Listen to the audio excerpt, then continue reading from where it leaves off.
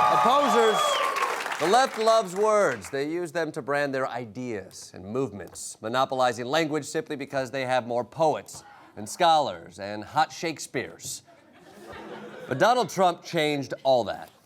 I know words. I have the best words. Yes. There's no other way to say it. That's why he used the word twice.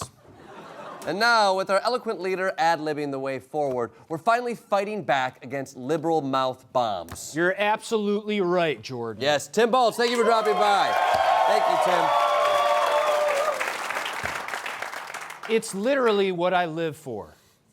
And right now, conservatives are crushing liberals using their own language. We're making them slap themselves with their own hands. Why are you hitting yourself? It's one of Tim's tactics. Tim's tactics. Words. Did you make that yourself? Hell yes, Jordan. Because tonight, I'm introducing one of my most cunning tactics yet. Taking the words that progressives already trust and then twisting them into weapons to defeat our enemies. See, the left is good at attaching virtue to words and then hurling them like stones. Attaching virtue to words. Big mistake. Yeah. Because we can steal those same words and then we look like the righteous ones. For example, fat shaming. Remember during the election when Trump fat-shamed women and the left said it made him a bad candidate? Donald Trump's campaign has been trying to swat down stories about dysfunction within the ranks while also cleaning up after Trump's fat-shaming. He was already struggling with independence because of the Alicia Machado remarks that he had made, fat-shaming her, calling her Miss Piggy. And now it's being used as a defense to paint his critics as cruel. Look at what the press has been doing just in the past week. Okay, they've been fat-shaming Donald Trump. We are fat-shaming a president who simply has to lose 10 to 15 pounds. Boom! Now we're throwing the word stones. Suck a dictionary, losers. Yeah. That is great. That's great. Tim, though, does this mean that the right is actually concerned about fat shaming? No. Okay.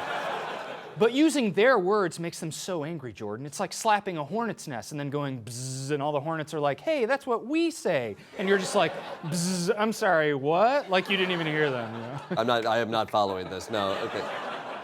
Words create outrage or argument bombs, and we must have them. For example, remember when the liberals first combined the phrases man is in charge and explaining things to a woman to create the word mansplaining? We used to laugh at the term mansplaining because it's a total joke. They claim that this scene of a man standing with his foot on a bench talking to a woman demonstrates, quote, mansplaining. Where is this culture of outrage coming from? Are we going to be upset over everything? Of course men explain things. How else would the world understand stuff? But when Cory Booker spoke over Homeland Security Secretary Kirstjen Nielsen, suddenly it was not a joke.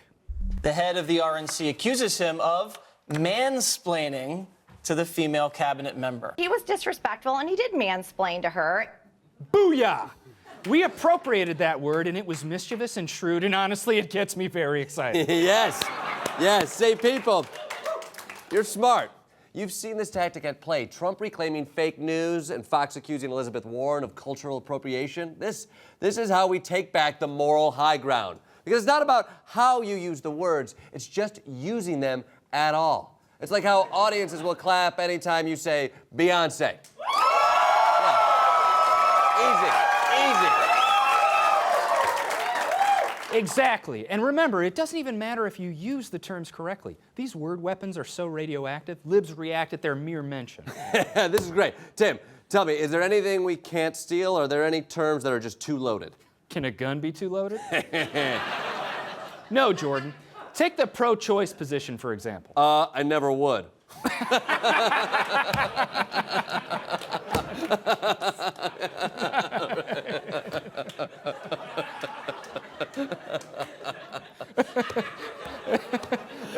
I mean, unless it was an accident and I didn't have the bandwidth in my life at that moment to be a dad. Obviously. But look at how easily we can co-opt it. Watch NRA spokeswoman Dana Lash talk about guns. This is about the equal access of your pro-choice right of self-defense. That's what I'm talking about, baby. She just rescued pro-choice. She cured it of its Stockholm syndrome and made it about concealed carry rights. She even tweeted using the hashtag #MyBodyMyGun. Oh, I love it. It's sneaky. It's sneaky. It's so nasty, Jordan. And conservatives are only getting started. Next, we're going to accuse Bernie Sanders of being ageist against Donald Trump. We're going to say Kirsten Gillibrand triggered Mitch McConnell in the Senate. We're going to slap an "I'm with her" sticker over a picture of Nikki Haley or Ivanka Trump or a sexy oil Derek. Derek can be a girl's name. We're going to troll the left until the libs their hemp pants. Clean up on aisle cuck.